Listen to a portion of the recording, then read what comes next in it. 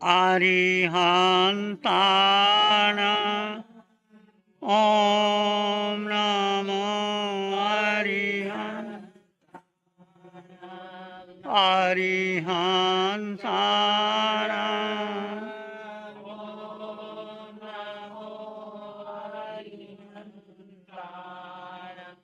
घबराओ न दुख जीवन में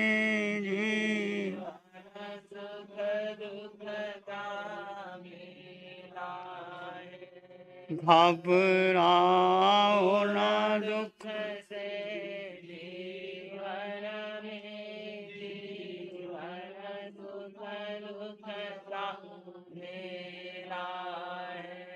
शरणा ले लो शरणा ले लो अरिहंतों का क्यों करता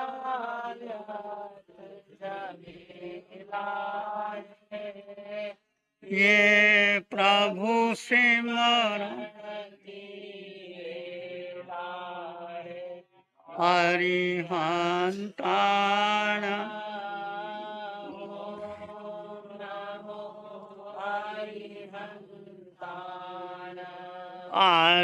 अरिहंतान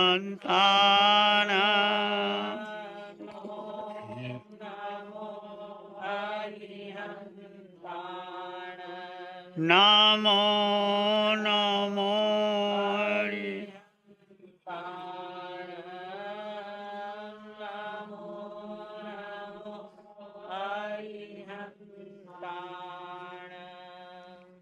अरिहंत परमात्मा महाविद्य क्षेत्र में विराजमान, जिनकी अनंत अनंत कृपा बरस रही है, उस प्रभु की अनंत करुणा, अनंत मैत्री, अनंत ज्ञान, अनंत साधना को अनंत अनंत नमन प्रार्थना कृतज्ञता के भाव।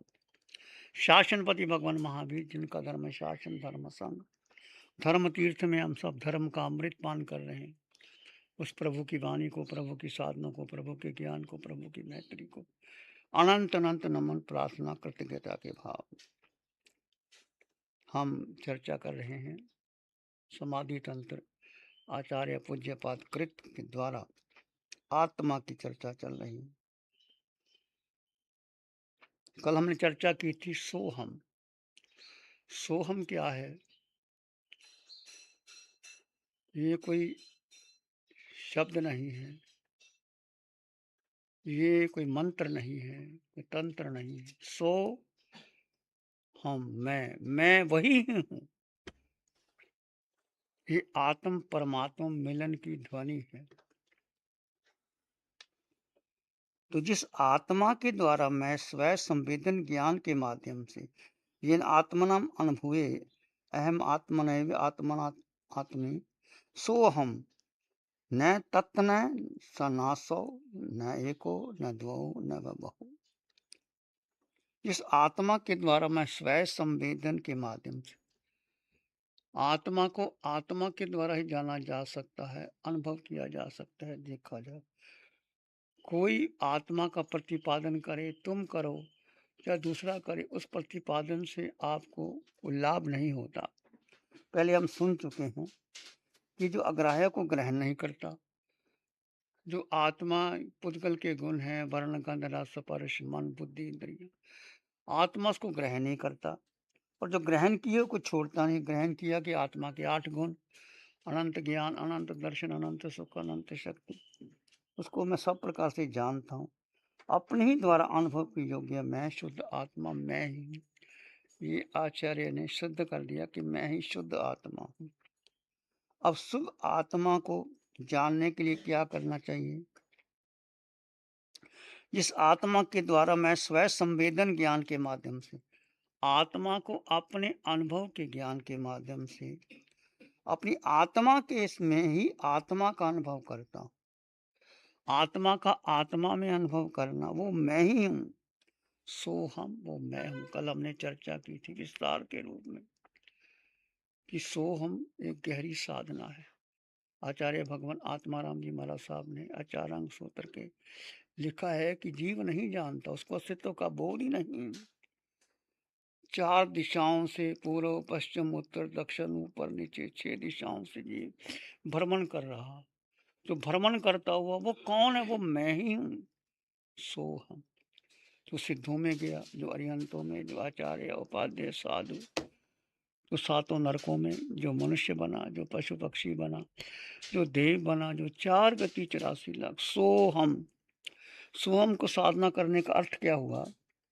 आप क्या समझे सोहम की साधना? कल हमने चर्चा की थी, कौन बताए? सोहम की साधना करने से आपको क्या अनुभव, क्या आया? कल जो आए थे वो क्या समझे?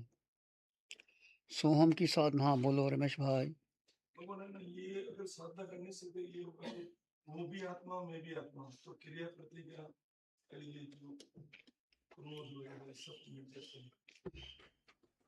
ये भी ठीक है।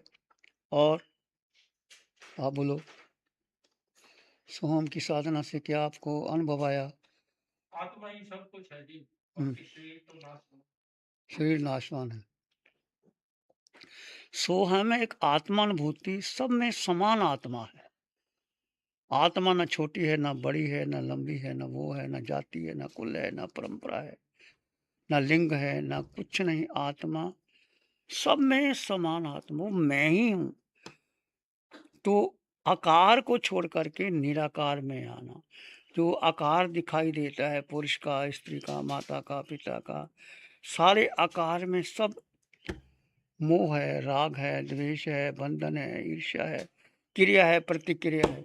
जब इसको छोड़ करके, आकार को छोड़ करके आप निराकार में आते हो, तो सब में समान मन। आए तुले प्यासो, आत्मा कोई अलग है ही नहीं। सबको समान रूप से जानना, देखना, अनुभव करना और उसमें समाहित हो जाना, ये सोहम की साधना से हमने सिद्ध। तो वो मैं ही हूँ। मैं मतलब वो मैं ही हूँ। तो मैं क्या हूँ?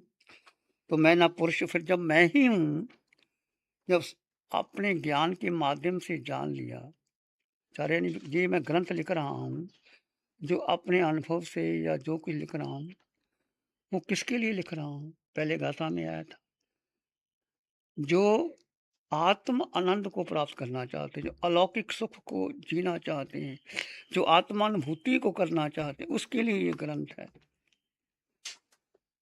सुख एक इंद्रियों का सुख है, एक इस संसार का सुख है, एक आत्मा का सुख है। आत्मा का सुख कब मिलेगा?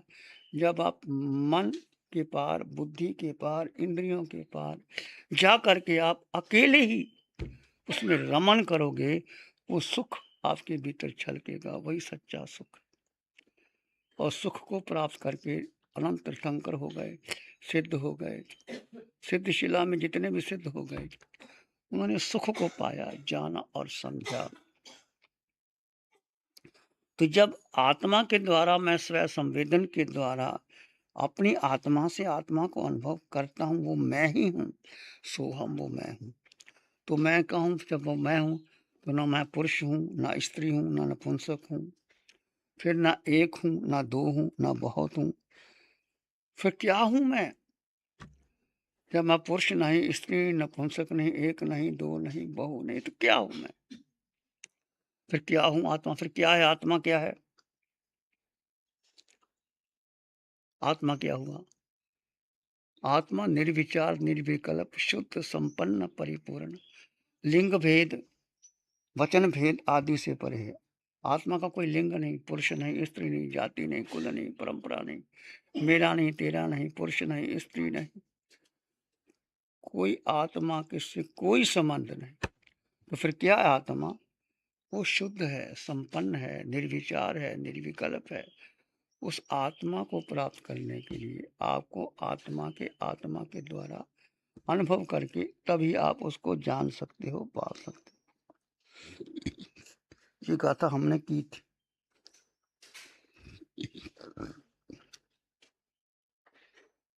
यद भावे सुषुप्तो अहम, यद भावे व्युत्थ अहम पुनः अतीन्द्रिये यम निर्देश्यम तत् स्वय संवेद्य स्वयं अस्याहम। जिस शुद्ध आत्म स्वरूप के अभाव में मैं नींद में गाफिल था, जब हमें आदमी को अनंत काल से हम भटक रहे हैं, क्यों भटक रहे हैं? हम क्यों भटके? कि हमें अपना ही बोध प्राप्त नहीं था। मैं हूँ कौन, मेरा अस्तित्व क्या है, किस लिए मैंने जन्म मरण करने, अनादिकाल से जन्म मरण करने, अनंत काल बीत गए, अनंत 24 हो गई, फिर भी हम भ्रमण करे जा रहे हैं। तो आचार्य कहते हैं शुद्ध आत्म स्वरूप के अभाव में, जब मुझे शुद्ध आत्म स्वरूप का अभाव नहीं पता था तो मैं नींद में गाफिल था। कौन सी नींद? कौन सी नींद? मोह की नींद, मिथ्यात्व की। अनादिकाल से हम भ्रमण कर रहे हैं मोह की नींद में। ये मोह हमें घुमरा रहा है, हमें पता ही नहीं मोह क्या होता है। मोह एक ऐसा जाल है, ऐसा शत्रु है कि पता ही नहीं लगता हमें, हम घूम जाते हैं, मुंह घुमा देता है। आप परिवार में हैं, परिवार के जितने भी सदस्य हैं, माता पिता बहन भाई या जो भी परिवार का संबंध है, संघ का संबंध है, उसका संबंध है, हम जुड़े किससे हैं? मोह से जुड़े। माँ बेटे को अपना मानती है, बेटा माँ को मानता है, पति पत्नी को, भाई बहन को, सारा संबंध पीछे क्या? मोह से हम जुड़े हुए हैं, मोह से हम गाफिल हैं। शुद्ध आत्म स्वरूप के अब जब मुझे अपने आत्मा के बोध का पता ही नहीं था तो मैं मोह नींद में नींद मन गाफिल, हम मोह में फंसे हुए थे। अनंत काल बीत गए, हमें ऐसा नहीं किसी ने बोध ना दिया हो, दिया होगा, पर फिर भी हम अनादिकाल से मोह में जगवासी घूमे सदा। ये कर्मों का जो आश्रव आ रहा है, इसका मूल कारण क्या? जगवासी घूमे सदा, मोह नींद के जोर, सब लूटे नहीं दिसता, कर्म चोर चौमार। सारे संसार के लोग भ्रमण कर रहे हैं, 4 गति 84 लाख जीवा दुनिया में। कभी मनुष्य बने, कभी देव बने, कभी त्रेंच बने, कभी नरक का नेरिया बने, कभी नरक निगोज में गए। 4 गति 84 लाख जीवा दुनिया में हम भ्रमण कर रहे हैं। किस कारण? मोह नींद के जोर, मोह की जो नींद है, हम सोए हुए हैं।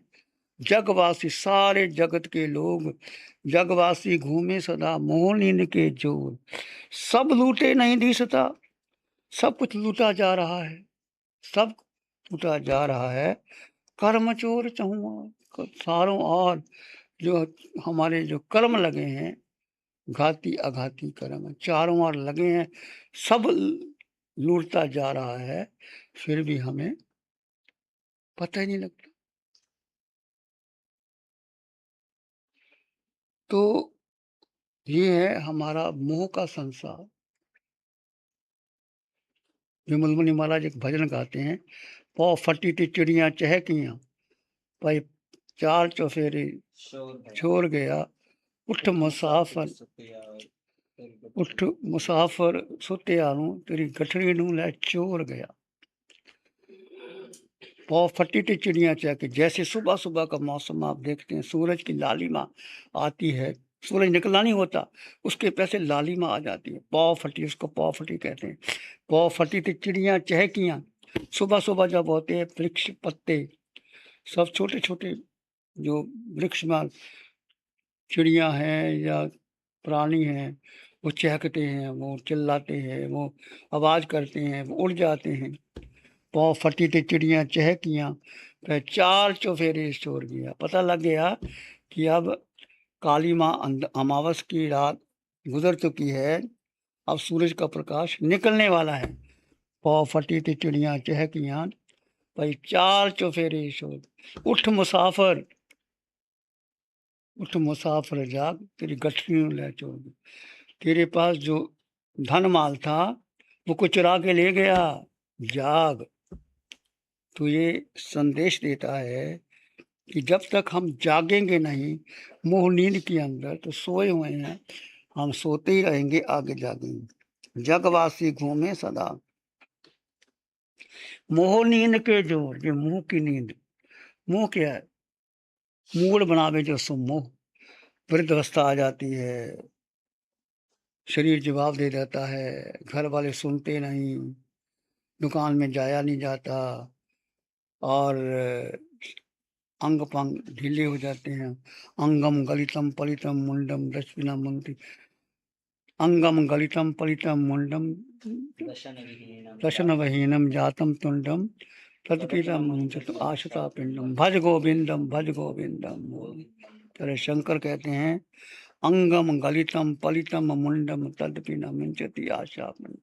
शरीर गल जाता है, ढीले पड़ जाते हैं, चला जाता नहीं, उठा जाता नहीं, अंग गल जाते हैं। अंगम गलितम पलितम मुंडम तदपि न मिंचति आशा।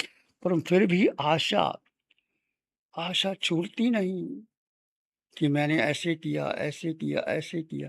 ये सब मोह के कारण व्यक्ति उलझा रहता है और एक दिन संसार से चला जाता है, जब तक उसको अपना बोध प्राप्त नहीं होता कि मुझे कोई मार ही नहीं सकता, मुझे कोई काट नहीं सकता, मैं शुद्ध आत्मा, संपन्न आत्मा, परिपूर्ण आत्मा। शस्त्र मुझे काट नहीं सकते, अग्नि जला नहीं सकती, पानी गला नहीं सकते। हमारे आत्मा सच्चिदानंद में हूँ। हमारे आत्मा सच्चिदानंद में हूँ। शिवोहम शिवोहम शिवोहम शिवोहम। वही आत्मा सच्चिदानंद में हूँ। वही आत्मा सच्चिदानंद में हूँ। जिसे शस्त्र काटे नागनी जलाए, जिसे शस्त्र काटे नागनी जलाए, गलाए न पानी न मृत्यु मिटाए, गलाए न पानी न मृत्यु मिटाए। वही आत्मा सच्चिदानंद में हूँ। हमारे आत्मा सच्चिदानंद में हूँ। हमारे आत्मा है मरणशील काया।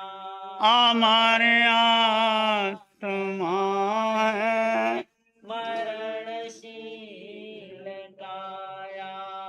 सभी प्राणियों के है भीतर समाया। सभी प्राणियों के जो भीतर समाया। वही आत्मा सच्चिदानंद में हूँ। अमर आत्मा सच्चिदानंद में हूँ। जब ये भान हो जाता है कि मैं तो अमर हूँ, अजर हूँ, अविनाशी हूँ, सत्य चित्त अनंत हूँ, संपन्न हूँ, परिपूर्ण है, मैं सिद्ध बन सकता हूँ, मैं सिद्धिशिला जा सकता हूँ, मेरे भीतर केवल ज्ञान समाया हुआ है, तीनों लोगों को मैं जान सकता हूँ और देख सकता हूँ। जब अटल श्रद्धा आ जाए मैं आत्मा हूँ, तो फिर क्या है? काया तो मरणशील है, अमर आत्मा कर्म, काया जाने वाली है, मिटने वाली है। फिर वो काया पर मोह नहीं करता, फिर वो दुखी नहीं होता। शरीर है, परिवर्तनशील है, बचपन, जवानी, बुढ़ापा, सबको ही सब पे आया, आखिर के दिन जाना, कोई रोक नहीं सकता। जब शरीर पुद्गल का बना हुआ है, तो वो माँ के गर्भ में था तो क्या था? एक अणु के रूप में था। 9 महीने माँ के गर्भ में रहा, एक शरीर बन गया, बाहर आ गया, बचपन, फिर जवानी, फिर बुढ़ापा, फिर आखिर जाना पड़ता है। पर उसमें भी तो आत्मा है, वो अजर अमर है, वो शुद्ध है, संपन्न है। पहले आत्मा आती है, फिर शरीर बनता है, फिर वो आहार लेता है, फिर शरीर, इंद्रियां, श्वासोश्वास, भाषा, मन, 6 पर्याप्ति बाद में बनती है। जब जीव माँ के गर्भ में आता है तो शक्ति किसमें है? जीव में। जब ये समझ में आ गया आपको, तो फिर रोने धोने की, क्रिया प्रतिक्रिया की, दुखी होने की क्या बात है? कुछ है ही नहीं। किसी ने सम्मान दिया, किसी ने अपमान दिया, किसी ने कुछ कर दिया। मैं तो अजर अमर हूं, हम तो अमर भाई ना मरेंगे। आनंदगण कहते हैं हम तो अमर भाई, हम तो अमर है, मरने का उपाय नहीं। शरीर मरता है, आत्मा तो अजर अमर है, अविनाशी। ये जैन दर्शन का सिद्धांत, भारत की संस्कृति का अटल सिद्धांत कि जीव अजर अमर है। तो जगवासी घूमे सदा, मोह नींद के जोर, सब लूटे नहीं दिसता, कर्म चोर तो। चारों ओर कर्म लगे हैं, सब लुट रहा है, परंतु मोह के कारण वो अपने को निकाल नहीं सकते। जब आश्रव भावना के ऊपर संबर में आता है, आश्रव है कर्मों का आना, संबर का मतलब रोग लगा देना। जब संबर भावना आती है तो फिर क्या होता है? मोह नींद जब उपशे, मोह नींद जब उपशमे, सतगुरुदेव जगाए, कर्म चोर आवत रुके, तब कुछ बने। जब आपका मोह नींद, एक क्षय एक उपशम, एक क्षय उपशम, तो कुछ तो कर्म क्षय हो गए, कुछ उपशम हो गए, कुछ क्षय उपशम हो गए। 3 श्रेणी है कर्म। उपशम जैसे अग्नि है, अग्नि ऊपर से ठंडी होगी तो नीचे तो है, पर ऊपर ऊपर राख बन गई, उपशम। क्षय, कुछ क्षय हो गई, क्षय उपशम, अग्नि है पर ऊपर राख है। क्षय उपशम, क्षय उपशम, 3 श्रेणियां हैं की। मोह नींद जब उपशमे, मोह नींद जब कम हो जाती है, उपशम हो जाती है, कोई सतगुरु आपके भीतर आता है, वो आपको आत्मा का बोध देता है कि जागो, उत्तिष्ठ जागृत पार्थ। कृष्ण अर्जुन को कहते उठो जागो, क्यों मोह की निद्रा में सोए पड़े हो, उठो जागो। कोई सतगुरु जब आपने साधना की होती है, जब आपकी रुचि होती है, कोई सतगुरु, या तो आप उसके पास चले जाते या सतगुरु आपके पास। रामकृष्ण परमहंस के साथ यही हुआ था। रामकृष्ण परमहंस इंतजार कर रहे थे कोई आएगा नरेंद्र मेरे पास, तो वो नहीं गए, नरेंद्र चल के आया, मुझे दिखाओ परमात्मा कहाँ है, मैं देखना चाहता हूँ। बैठ, मैं अभी बताता हूँ, अभी इसी क्षण मैं सिद्ध करता हूँ मैं ही परमात्मा हूँ। और ऐसा जबरदस्त धक्का दिया, होश खुल गई और परमात्मा के दर्शन। ऐसे कोई सतगुरु आपके जीवन में आता है। मोहनी ने जब उपशमय सतगुरु दे जगह, कर्म चोर आवर्त, फिर कर्म रुक जाते हैं, फिर कुछ उपाय हो जाता है। तो कहने का अर्थ, अपने भीतर श्रद्धा रखो। किसके प्रति? मैं आत्मा था, आत्मा हूं, आत्मा रहूंगा। इस आकार में निराकार आत्मा, अष्ट गुणों से युक्त आत्मा, आत्मा ही परमात्मा बनती, आत्मा ही सिद्धालय जाते, आत्मा ही 4 गति 84 लाख जीवा योनियों में भ्रमण कर रही। क्यों भ्रमण कर रही है? कि जब हम विभाग में चले जाते हैं, जब आत्मा का स्वभाव मात्र दृष्टा है, हम दृष्टा ज्ञाता को छोड़ करके कर्ता भोक्त में आए। मैंने किया, ऐसे किया, उसने किया, क्यों किया, कैसा हुआ। वास्तव में जीव का स्वभाव, आत्मा का स्वभाव कर्ता भोक्ता है ही नहीं। शरीर करता है, मैं शरीर हूं ही नहीं। जब तुम अपने पर आ जाओ, सारे परिवार के, संघ के झंझट खत्म हो जाते हैं। जीव कुछ करने वाला नहीं, जीव मात्र दृष्टा है, जानने और देखने वाला है। जो कुछ करता है जो मन बुद्धि इंद्रियां करती हैं, ये मेरे से अलग है। भेद ज्ञान करो, शरीर और आत्मा, जड़ और जीव का भेद करो, और भेद करते करते आप जो जीव में स्थित हो जाओ। जो जड़ है, ऊपर है, उसको छोड़ दो। जो पर तुम्हारा था ही नहीं, उसको छोड़ दो और जीव में स्थित हो जाओ। स्थित ऐसे हो जाओ, भीतर चले जाओ, भीतर चले जाओ, शांत शांत शांत, आपका मन शांत हो जाता। तो आश्रव भावना और संबर भावना, जब हम मोह नींद जब उपशम हो जाती है, सतगुरु मिल जाते हैं, फिर मैं आगे बढ़ जाता हूँ, कुछ उपाय हो जाता है। तो जिस शुद्ध आत्म स्वरूप के अभाव में मैं नींद में गाफिल था, नींद का मतलब मोह की नींद, मिथ्यात्व की नींद, जन्मों जन्मों में हम मोह की नींद में पड़े हुए हैं, पता नहीं कहाँ जन्म लिया, अनंत जन्म ले लिए। और इसके प्राप्त होने पर जब मुझे अपना बोध प्राप्त हो गया, मैं आत्मा हूँ, जागृति हो गई, फिर वह न तो इंद्रियों से ग्राह्य, वो आत्मा इंद्रियों की तरह जाना, नो इंद्रिय की जा मुत भाव, आत्मा इंद्रियों से ज्ञान जान ही नहीं सकते, वो शब्दों की पकड़ में नहीं आता। ना आत्मा शब्द इंद्रियों से जाना जा सकता है, ना मन से, ना बुद्धि से, ना इंद्रियों से, ना शब्दों की पकड़ में आता है। आत्मा को शब्दों की पकड़ में नहीं है, वो शब्द है, आत्मा नहीं है। वह तो स्वयं के द्वारा स्वयं का अनुभव करने योग्य है। जीव जीव के द्वारा, स्वयं के द्वारा, स्वयं के द्वारा अनुभव करने वाला वही शुद्ध आत्म स्वरूप मैं हूँ। तो इसकी चर्चा फिर करेंगे, ध्यान करेंगे। आज भंते श्री पार्श मुनि जी महाराज साहब कलोल बाग दिल्ली में विराजमान थे। 86 वर्ष की उनकी उम्र थी। बहुत ही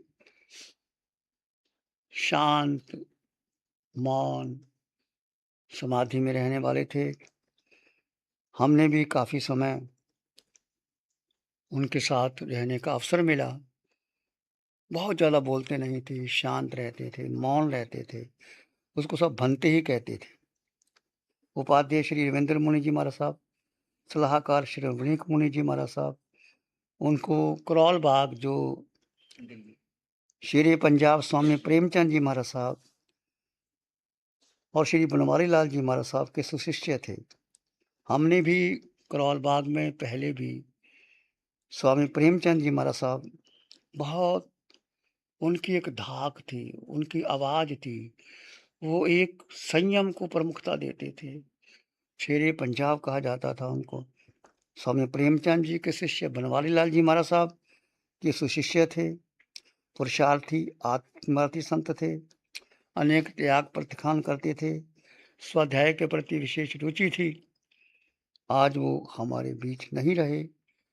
आत्मा अजर अमर है, शरीर चला जाता है, तो जहाँ भी वो विराजमान हो, हम उनके लिए मंगल कामना करते हैं कि उन्होंने जो क्षण आत्मा में बिताए, स्वाध्याय में, साधना में, परोपकार में, वो क्षण अजर अमर है। बाकी क्षण जो चले गए चले गए। और उनके शिष्य प्रदीप मुनि और पुष्पेंद्र मुनि जी उनके शिष्य थे, दोनों के भंते के शिष्य। पार्श मुनि जी के 2 शिष्य, प्रदीप मुनि जी, पुष्पेंद्र मुनि जी। अंतिम से उनको हम श्रद्धा के पुष्प अर्पित करते।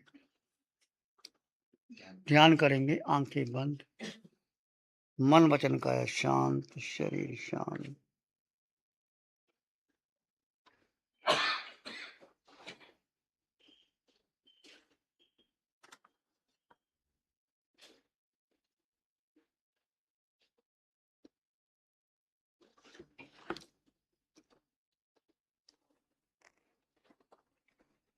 आप आत्मा हैं।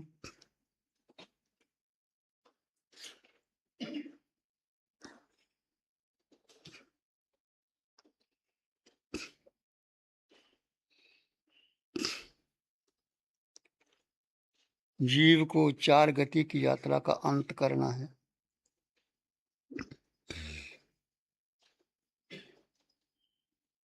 जीव को 4 गति की यात्रा का अंत करना है।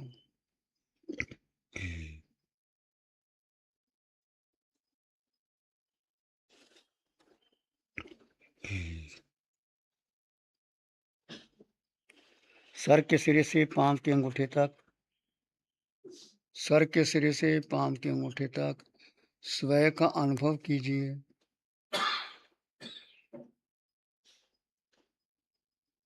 स्वयं यानी जीव आत्मा में 8 गुणों की संपदा का अनुभव कीजिए।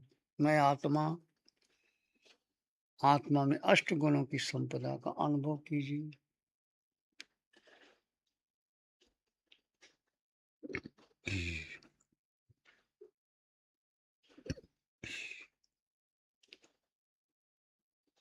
अपनी समृद्धि का अनुभव कीजिए।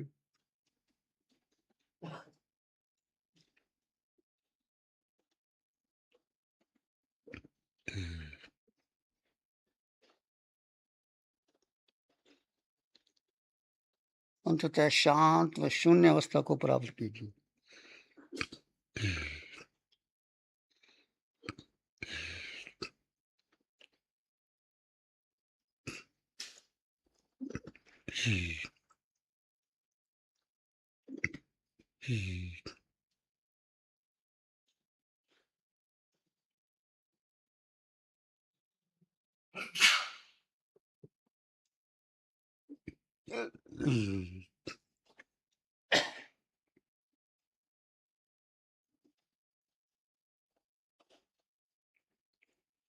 स्वयं में स्थित जीव सिद्ध समान है।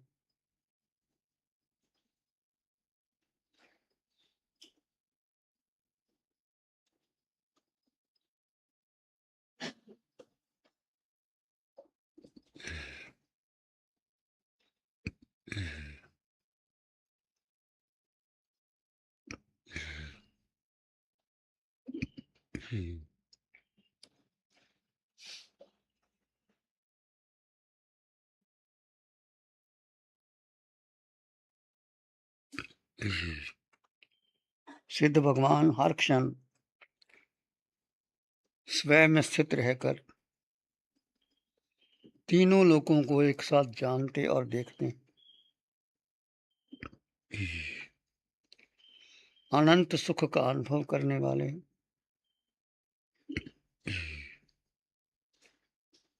कोई प्रतिक्रिया नहीं करने वाले,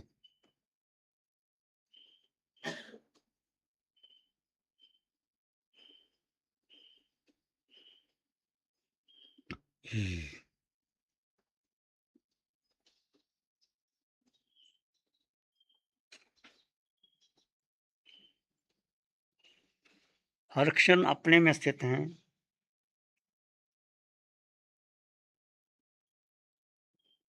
स्वयं में स्थित जीव केवल ज्ञानी के समान।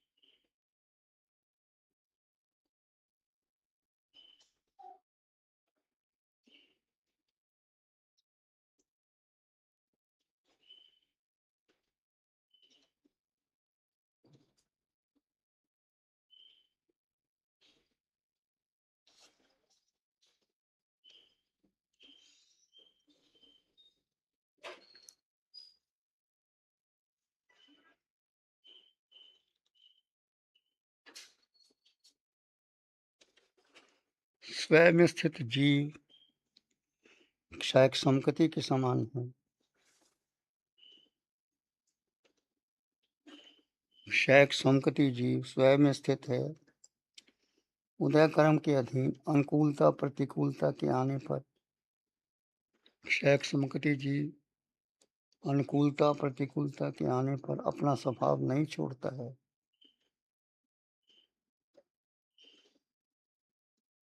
दैहिक सुखों को गौण करके अपनी आत्मा के अनंत सुख का अनुभव करता है। देह का उपयोग करते हुए जिसका उद्देश्य मात्र कर्म नजरा है, देह का उपयोग करते हुए जिसका उद्देश्य मात्र कर्म नजरा है, वह क्षयक संपत्ति है।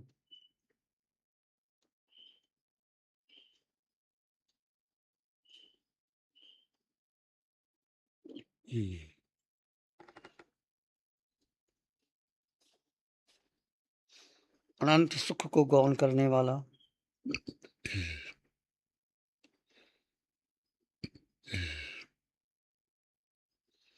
अनंत सुख को गौन करने वाला, देह में सुख खोजने वाला,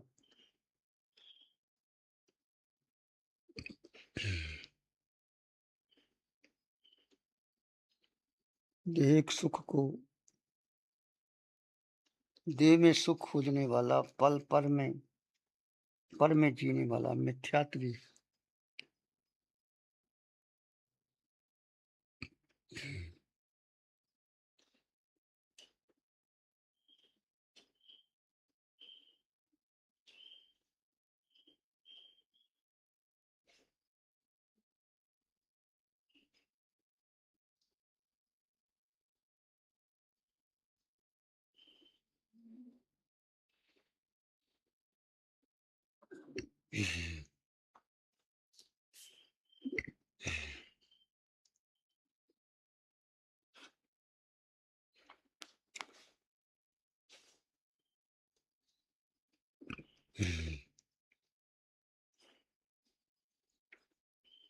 मिथ्यात्वी उदय कर्म से भयभीत होता है।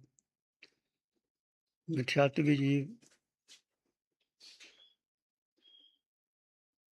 कर्म को दबाने के लिए मंत्र तंत्र का सहारा लेता है। जो उदय में कर्म आए हैं उसको आने दो, मंत्र तंत्र से फिर कर्म उदय में आएंगे। इसने धर्म को क्रियाओं में सीमित कर दिया है, धर्म को क्रिया में सीमित कर दिया है। जिसके जीवन में आर्त रौद्र ध्यान है,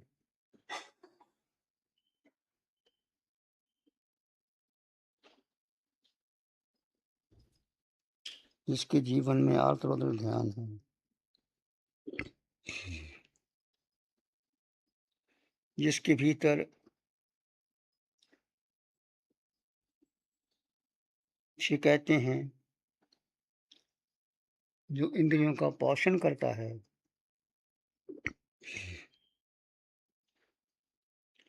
जो पुण्य के उदय आने पर सुख का अनुभव करता है, पाप के उदय आने पर दुख का अनुभव करता है,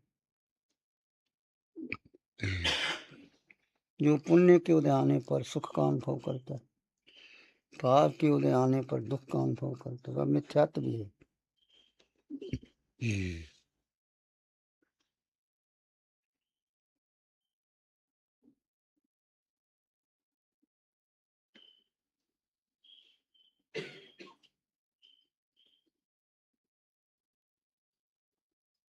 हे जीवात्मन, अनादि की यात्रा में, हे जीवात्मन, अनादि की यात्रा में इस भाव में भी अधिकांशतः मिथ्यात्व का पोषण किया है।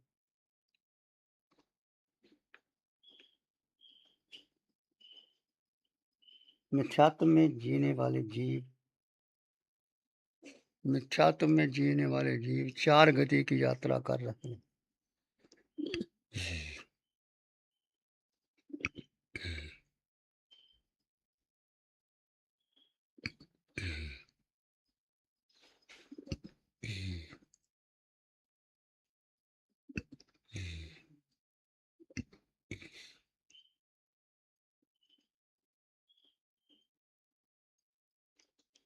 चार गति का अंत करने के लिए, निर्वाण की प्राप्ति के लिए, चार गति का अंत करने के लिए, निर्वाण की प्राप्ति के लिए अपने मिथ्यात्व को तोड़ना होगा।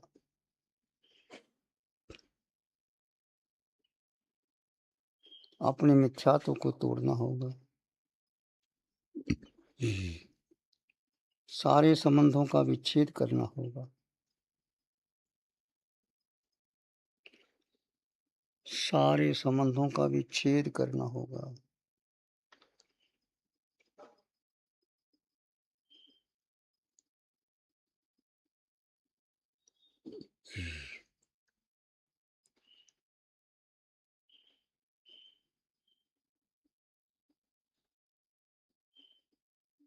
निज काया का और काया से जुड़े संसार का मोह तोड़ना होगा।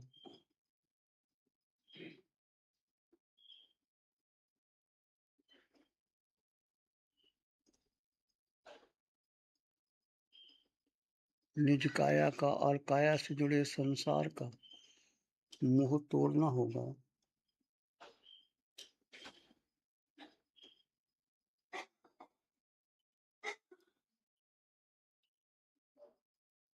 हर्षांश का उपयोग करते हुए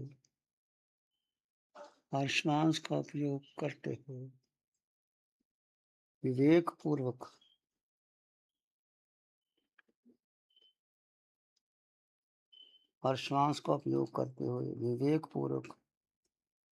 अपने लक्ष्य के प्रति अपनी जागरूकता को बढ़ाना होगा।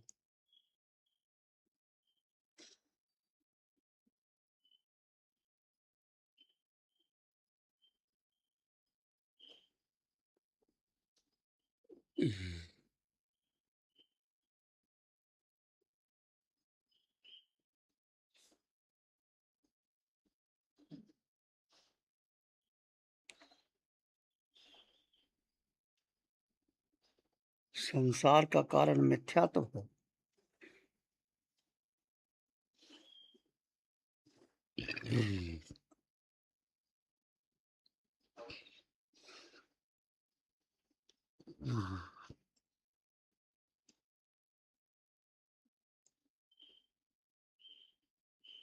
संसार का कारण मिथ्यात्व है, मुक्ति का कारण संकट है।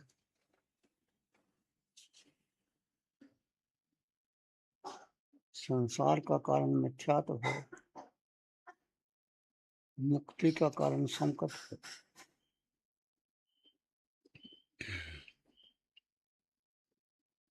आज तक देह की सुकुमारता में जिए,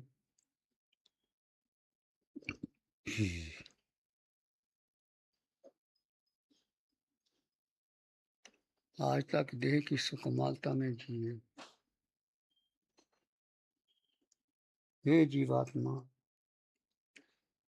देह की सुकुमारता को तोड़ो।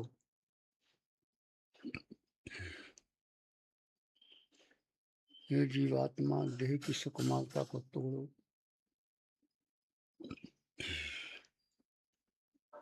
देह का उपयोग कर्म क्षय के लिए करो। देह का उपयोग कर्म क्षय के लिए करो।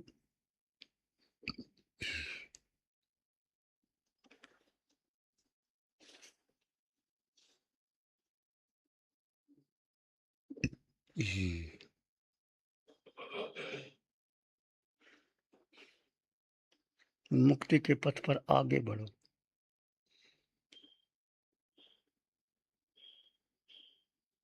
इसी में एक लंबा गहरा सांस लें। अरिहंत परमात्मा के चरणों में अनंत कृतज्ञता ज्ञापित करें।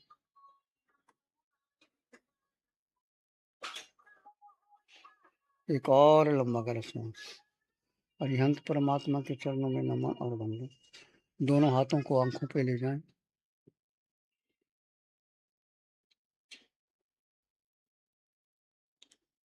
दोनों हाथों को आंखों पे ले जाएं। हल्का सा स्पर्श, धीरे से आंखें खोल सकते हैं। नमो अरिहंतानंग नमो सिद्धानंग नमो आयर्यानंग नमो जयनंग नमो लोए सब साहुनंग धम्म मंगल मुखी ठम अहिंसा संयम तव देवा वित्तं नमं शांति जस धम्म श्यामं श्री चतारी मंगलम अरहंता मंगलम सिद्धा मंगलम साहु मंगलम केवली पानतो धम्मो मंगलम चत्तारी लोकोत्तम अरहंता लोकोत्तम सिद्धा लोकोत्तम साहु लोकोत्तम केवली पानतो धम्मो लोकोत्तम चतारी शरणं पवज्जामि अरहंते शरणं पवज्जामि सिद्धे शरणं पवज्जामि साहु शरणं पवज्जामि केवली पनत्तं धम्मं शरणं पवज्जामि चारे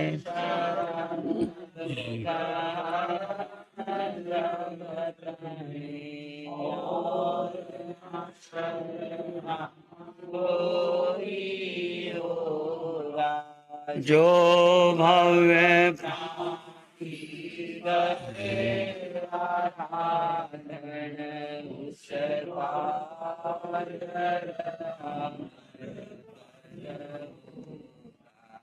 उसका सदा ही मंगल हो।